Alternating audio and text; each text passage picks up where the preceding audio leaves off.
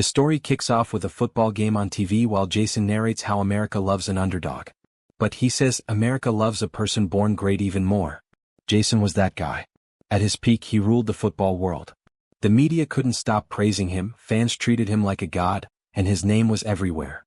But the higher you climb, the harder people want to see you fall. When Jason's performance slipped, the same people who worshipped him turned against him. His bad temper and outbursts didn't help either. He learned one lesson from it all: never count on anybody, not even your fans or your coach.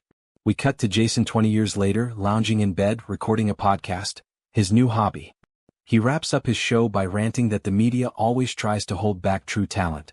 After finishing, he gets out of bed and puts on some sports talk, only to hear commentator Chip Collins trashing him, saying he shouldn't even be in the top 5 players of all time. Furious, Jason fires off a threatening tweet at Chip, promising to deal with him the next time they meet. Still fired up, Jason calls his agent Ryan, but Ryan's office keeps blowing him off. Finally, Jason storms over and finds Ryan casually working out in his office. Ryan tries to play it off like he was just about to call, but Jason isn't buying it. He reminds Ryan of their deal. Jason builds his podcast and Ryan lands him a commentary gig to get back in the spotlight. Ryan admits he remembers, but nobody wants to work with Jason. Everyone says he's selfish and impossible. Jason snaps back, asking why Chip gets a pass, but Ryan explains that, love him or hate him, Chip still has mixed support, while Jason is straight up disliked. Ryan suggests Jason do some charity work for good PR, but Jason refuses.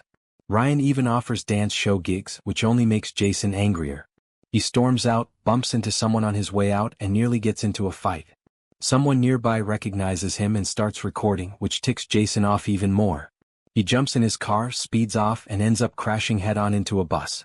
The whole thing is caught on video, goes viral, and becomes internet meme fuel. In court, Judge Tara lays down the verdict. Jason is guilty of speeding and damaging property. Instead of jail, she sentences him to 300 hours of community service back in his old neighborhood. Jason protests, but Tara isn't having it. She's from the same neighborhood, and when Jason can't even remember her name, she gets offended and makes it clear she'll make his punishment stick.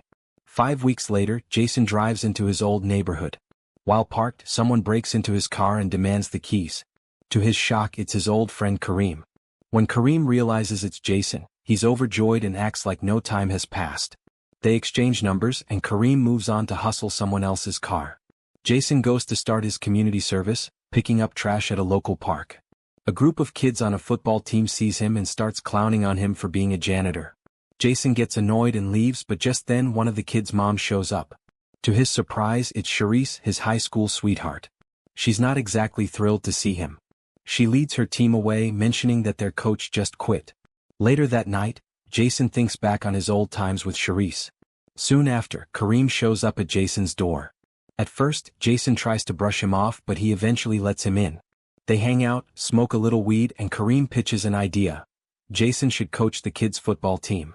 It'll give him good PR, get him back in the spotlight, and maybe even get him closer to Charisse. Jason takes the idea to Judge Tara, negotiates a switch from cleaning duty to coaching, and gets approved.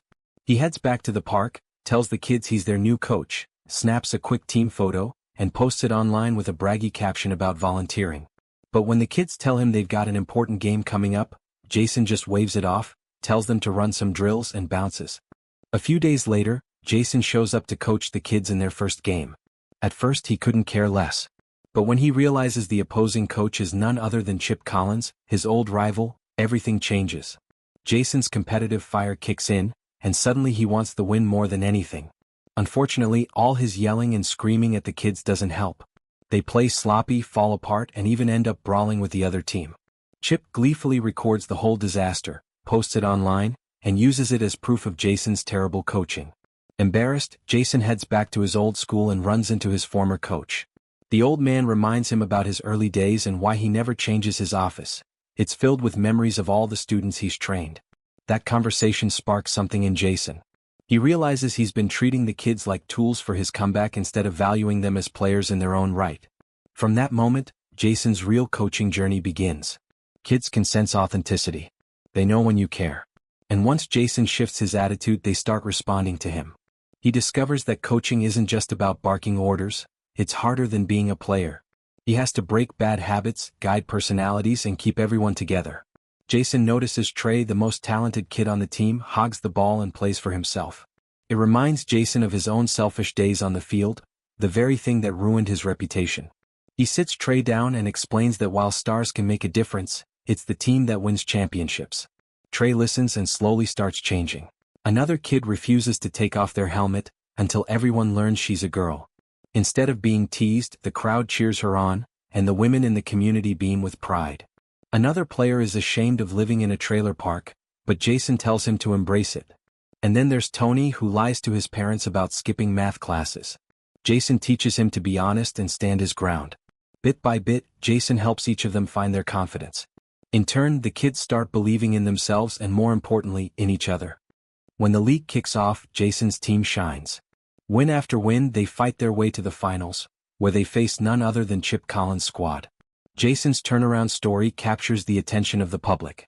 His agent Ryan finally calls him with good news. Fox Sports wants Jason to host his own podcast. It's the dream job he's been chasing.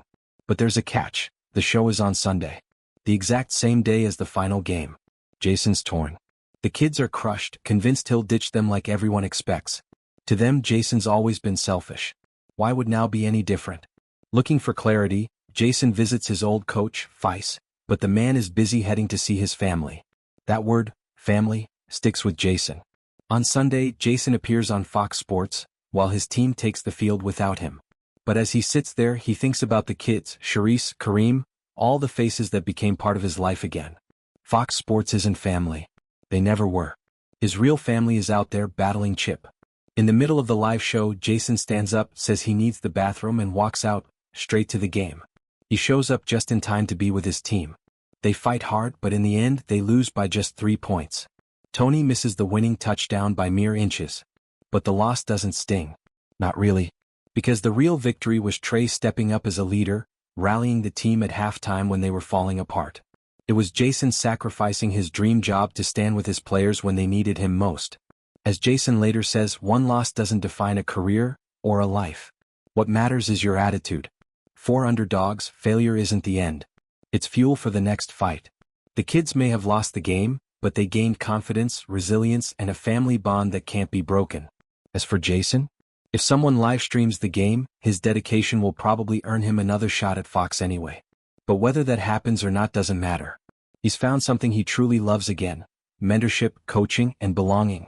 And that's how the Underdoggs leaves us, not with a trophy, but with a reminder that real victories come from resilience, teamwork, and choosing people over pride.